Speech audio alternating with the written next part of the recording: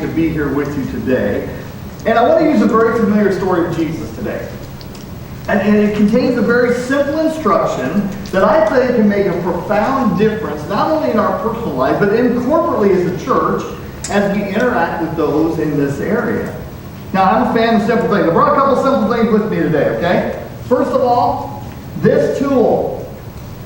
Is there anything more simple than this tool right here? Guys? No. I've been told that when a man holds a hammer in his hand, everything looks like a nail. Is that right? Amen. It's simple, right? Okay? You hammer it. Hey, when my grandson was a year old, we put a little toy hammer in his hand. You know what he did? He started pounding on things, okay? He's a boy all the way, okay? So, use this end to put things in, use this end to take things out. Very simple tool. Now, I like simple instructions, too. So, I got a couple things with me today. This is one of those car shades that, keep the heat out, right? Now, this has instructions on it right here. Okay, so let me read it to you. Okay? To avoid extreme heat buildup, put shade flush against windshield, hold down with it doesn't say that, but you hold it down that. Now here's what it says. Here's the important part here. Remove shade before operating vehicle.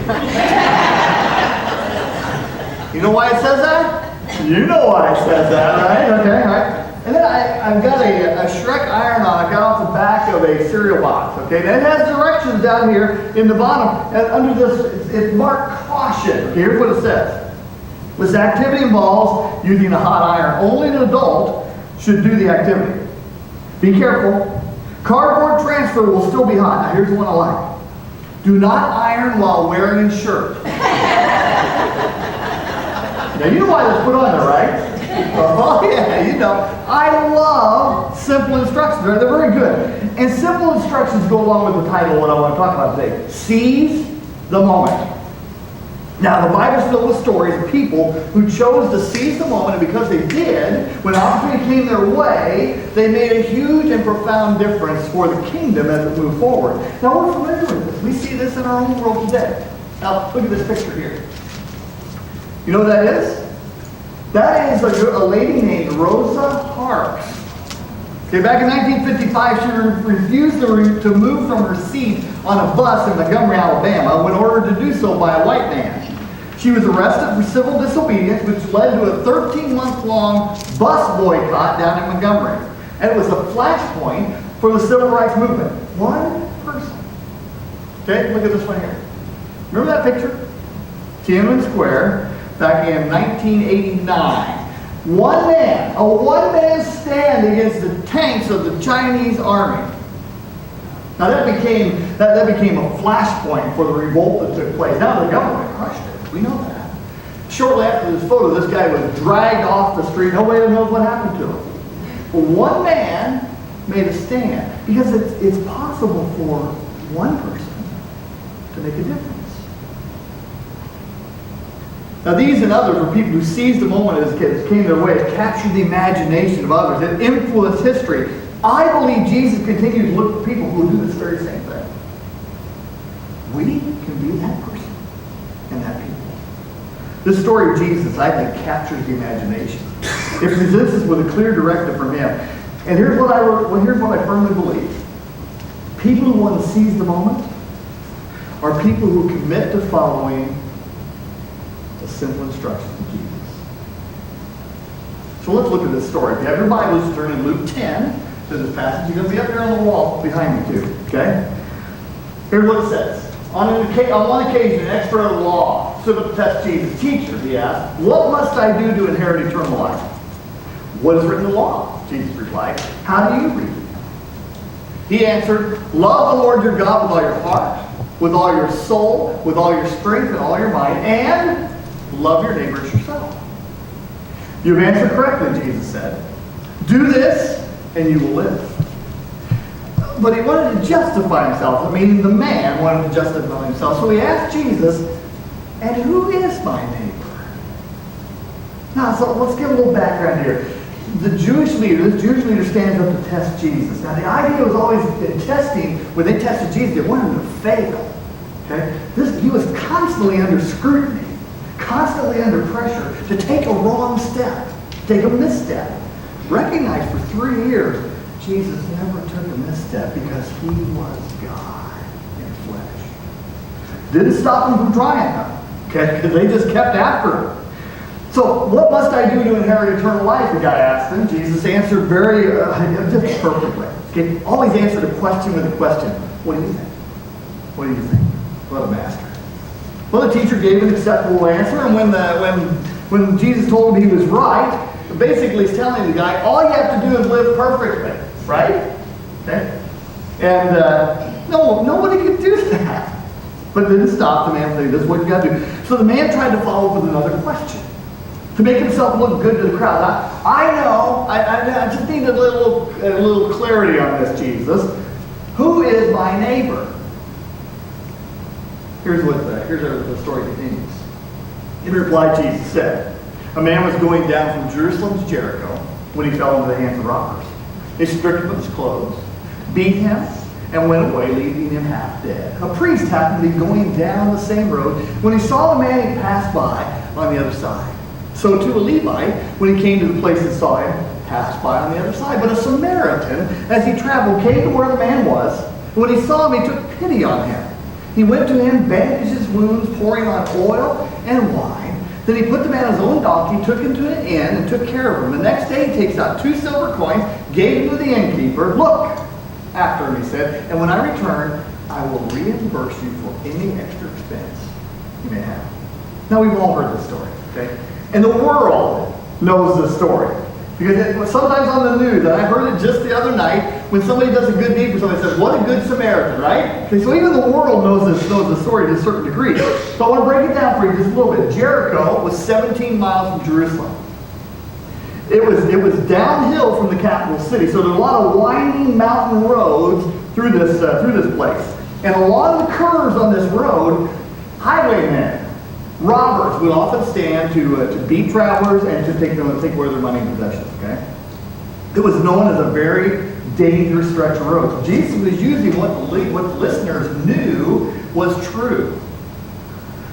So a man traveling from Jerusalem to Jericho was beset upon by thieves, beaten, stripped, and left half dead on the road. Now, I love that phrase, half dead, because what he's basically saying is, if this condition continues, he's going to be fully dead. Right? Okay, so that's what Jesus said. This guy's lying there, he's half dead, he's going to die. So a priest goes by on one side of the road, and he looks, and mountain roads are very skinny. Okay? I mean, I was in Colorado this past week. I didn't drive up into the Rocky Mountain National Park, but I've been there before on Trail Ridge Road. It's very skinny. My wife doesn't like sitting on the side that goes to the valley. Okay? She always scoots over closer to me, right? Okay, so anyway, very skinny. Now, this guy's lying here in the road. So what does the priest do? Gets as far away as he can from him, right? And walks down the road and passes him by. So to a Levite, same thing. A guy who worked at the temple. Okay, 2 guys you figured would be the ones who respond to the man's needs, right? Does the same thing. Gets on the other side of the road, passes on by. Only 2 times in the Bible you'll see that phrase, passes by. It's kind of interesting. I don't know why it's only 2 times. It's just kind of interesting to me. Now this is something we've seen happen in our world, all right? Let me tell you. One day I was going out to the veterans home. I was a chaplain at the veterans home in Manteno for like 25 years. I was going out to do a service. I was running late, okay? But I was trying to get there just on time, if not a couple minutes late.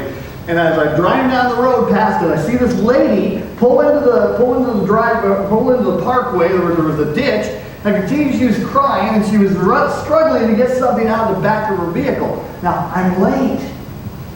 So you know what I did? I prayed that God would send somebody to her to help her.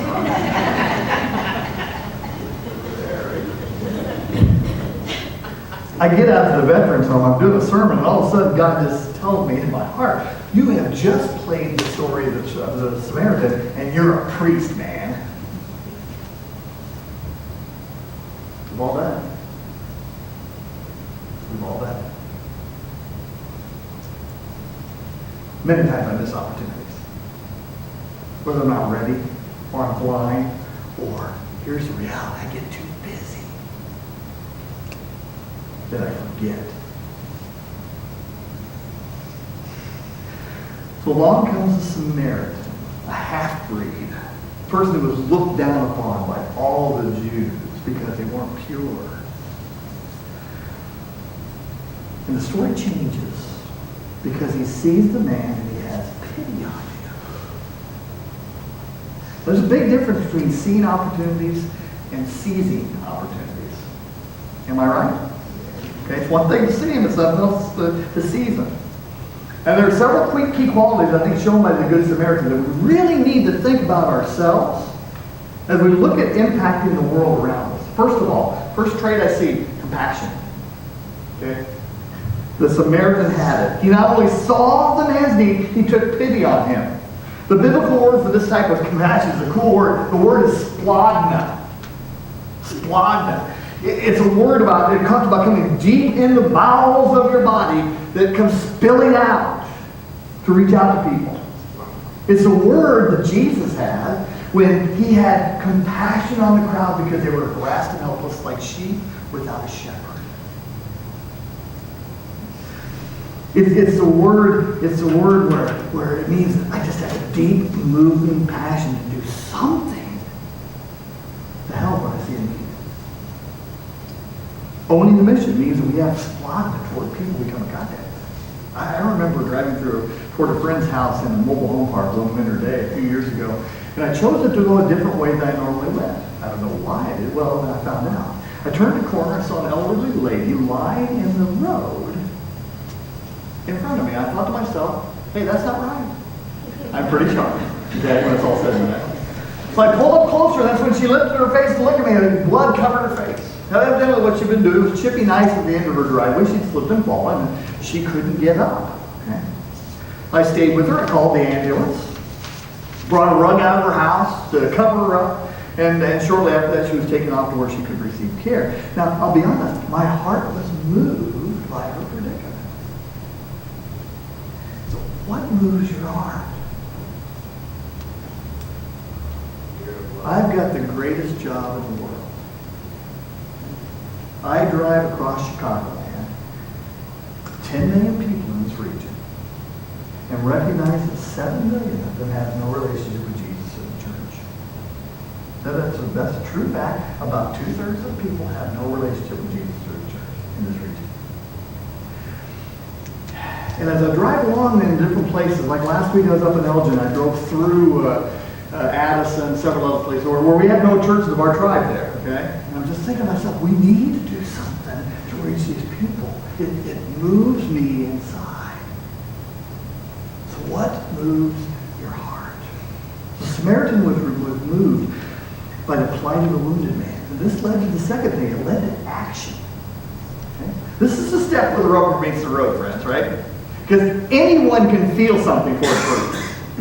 It's something else to move, have feeling move you into motion. Okay? I brought some more gloves with me today. Used these yesterday. I was pulling weeds at our new facility in Bradley. Boy, that was fun. Okay, but I pulled them. Okay, what do these do? Protect your hands. Protect your hands, though. Yeah, and keep them from getting dirt and all kinds of other stuff on it, right? Okay, there are all kinds of gloves. One day I'll come back and preach a sermon on gloves because I've got a real good one I like to do sometimes. I'll make you contact, okay? But here's the deal. It's one thing to encounter people, okay? It's another thing to take the gloves off and get your hands dirty, right? Okay, and that's exactly what the Samaritan did here, right? He went up to the man and he drew close to him. And he bandaged him up, he poured oil and wine on the wounds, and then he inconvenienced himself by putting the guy on his own donkey. And he gave up his spot on the donkey and walked him away to the nearby inn where he cared for the man himself. He showed his compassion by what he did. See, it's one thing to have compassion, a totally different thing to have compassion lead to action. See, I mean, we see the pictures of the children from Compassion International or World Vision, who are hungry, need help. It's one thing to have compassion. It's another thing to sponsor a child, right? Two totally different things. See, I found a question, a very powerful question, as it comes to interacting with people. I talked just a moment about this last time I was here. And the question is, can I pray for you? See, it's one thing to feel, it's another thing to do something. I was outside talking with my neighbor a couple of years ago, and during our conversation, he mentioned that he was not working anymore due to a diagnosis of Parkinson's disease. Now, Ken is not a follower of Jesus. Okay, he at one time he was an elder in the Jehovah's Witness church. Okay, he went through a nasty divorce and he walked away from church. Now, I don't think Jehovah's Witness. Well, anyway, he walked away. Okay, he walked away, never went back. And I asked him, I said, Ken, can I pray for you? And his response was immediate, and one I've seen over and over again. He said, please do. We prayed right there. I've had my opportunity since then to talk with him, to pray with him, and to help him since that point in time. I don't know when Jesus is going to draw. But I keep praying for him. You see, compassion should lead to action. I had several friends who were very talented musicians. One of them had a dream of taking Jesus' message into a place that was pretty dark, a bar. Okay, so I talked to Artie about this. He had compassion for people who are far away from God. I said, go talk to the bar. She did. The bar said, please come bring it. These people need Jesus. Okay, that's from the bar owner now. Okay, and for 2.5 years at Halftime Bar in Romeoville, we had a wonderful ministry of bringing Jesus to people. They played Christian rock. They played it loud, and it was good. And I interacted with people. I gave a little devotion, and it was good because compassion became action. And sometimes it's just little things we do too, right? I mean, just the other day, my wife and I were at a grocery store. I noticed a man pushing his little daughter in a grocery cart, okay? And all of a sudden, something dropped off the cart. The guy just kept going. Well, it was the mom. She was a little further ahead of him. It was the mom's wallet, okay? So the guy logged on. He didn't see it. I just scooped it up, checked it, what was inside. Just kidding. Okay? I took the wallet back over to him and I tapped him on the shoulder and said, hey, you might need this. He said, oh, thanks, man. I said, yeah, no problem. Compassion should lead to action, right? If we truly care about people, it should cause us to do something. Samaritan showed his compassion by what he did, and then he followed it up by taking responsibility. That's the third thing I see. He took responsibility. See, this played out when he took the man to the end. Okay? His obligation could have ended right there. He did a good thing already, right? Took him to the end. But he not only took him to the end, he said, hey, let me pay for this guy. And listen, if it costs more than what I'm giving you now, let me know next time I come through and I'll pony up on the bill. He felt a responsibility for the guy. And he didn't expect to get anything back from the guy. He just did it. It's the idea of taking responsibility for community is something our planters feel when they accept the call to a certain area. Basically what they're saying is, yeah, write my name on this town or this region. I want to do something to help make an impact for Jesus. I just met with one of the guys the other day. Dave Rudine saw this as he looked at the homeless people up in Algonquin. Now, these are not homeless people like you think sleeping on the street by themselves. These are children in particular in a school district. The homeless population went from 40 to over 400 in 3 years due to the economy. And Dave said, I want to do something to help people. And so he did. He began collecting backpacks. Just a very small thing. Only church in the community to help. They brought 4 backpacks. And Dave said, you would have thought we brought 400. Because we were the only church that did something. Dave wanted the families to enjoy a Thanksgiving meal together. So they hosted something at the Brunswick Zone where they were holding church. Had 100 families come on Thanksgiving Day. They've done one thing after another to make an impact in that region. Because they felt a responsibility to help.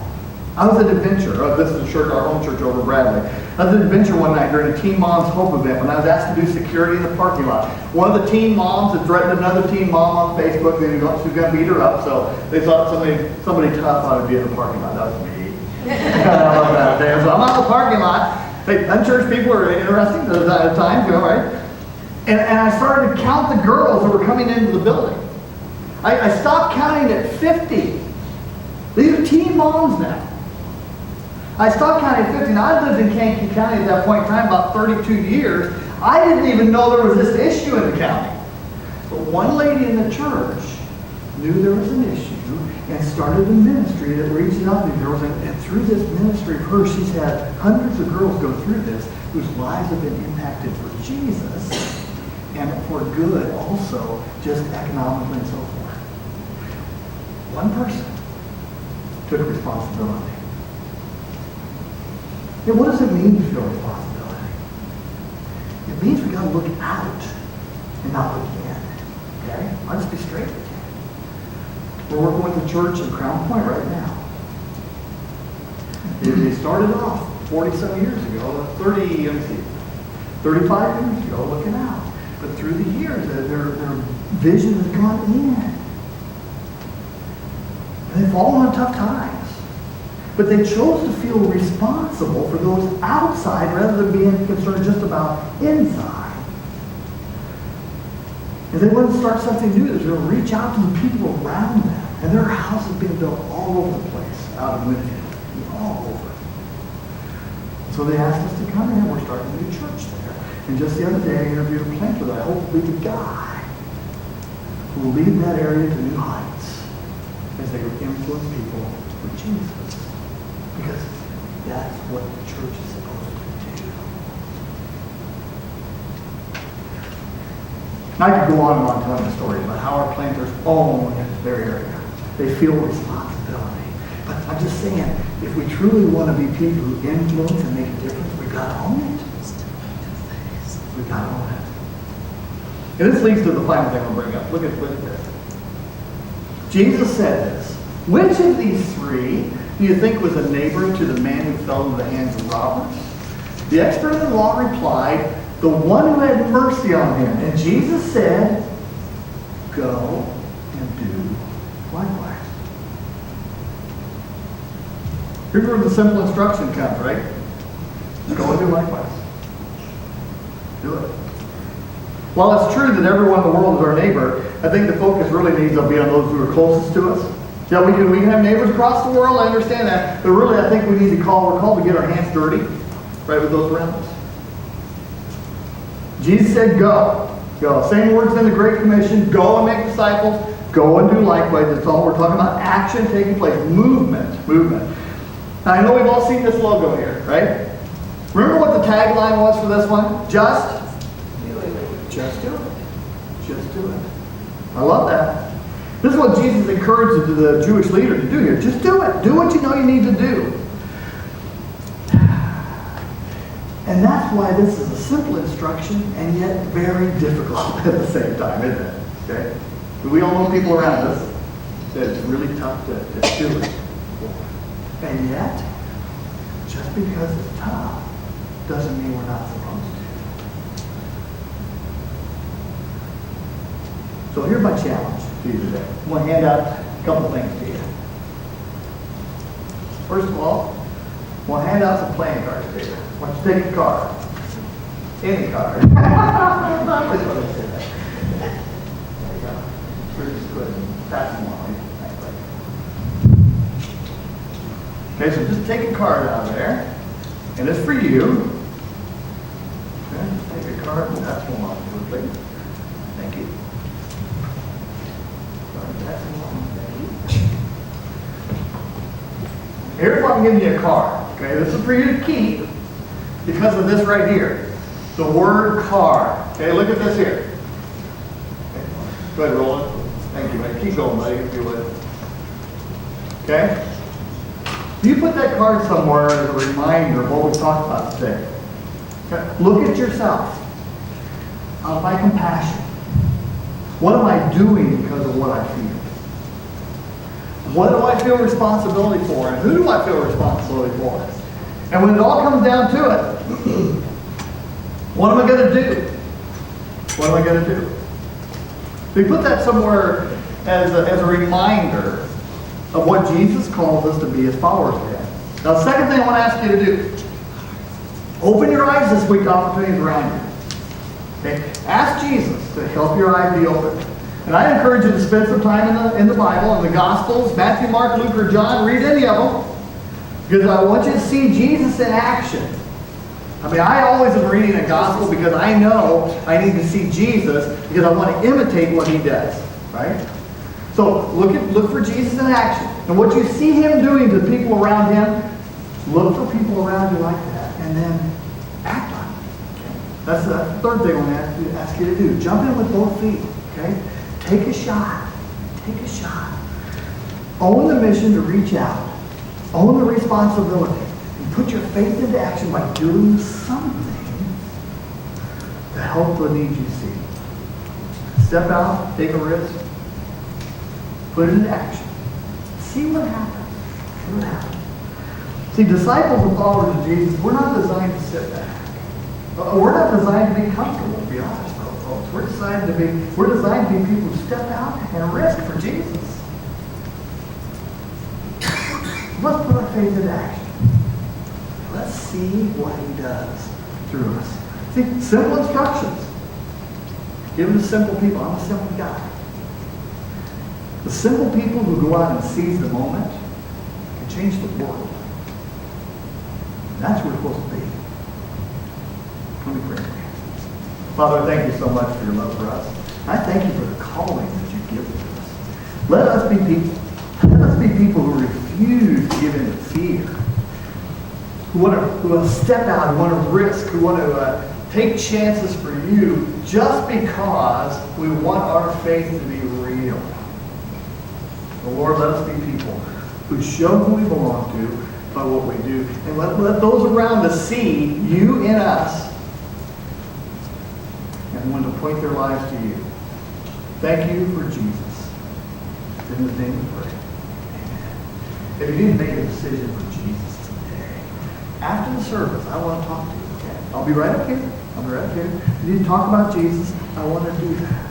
I've always found it to be a good way to do this, to just allow people to process the things to talk. Okay? So if you need to do that, I'll be right up here. Lord bless you. Both. I'm going to invite you guys to stand.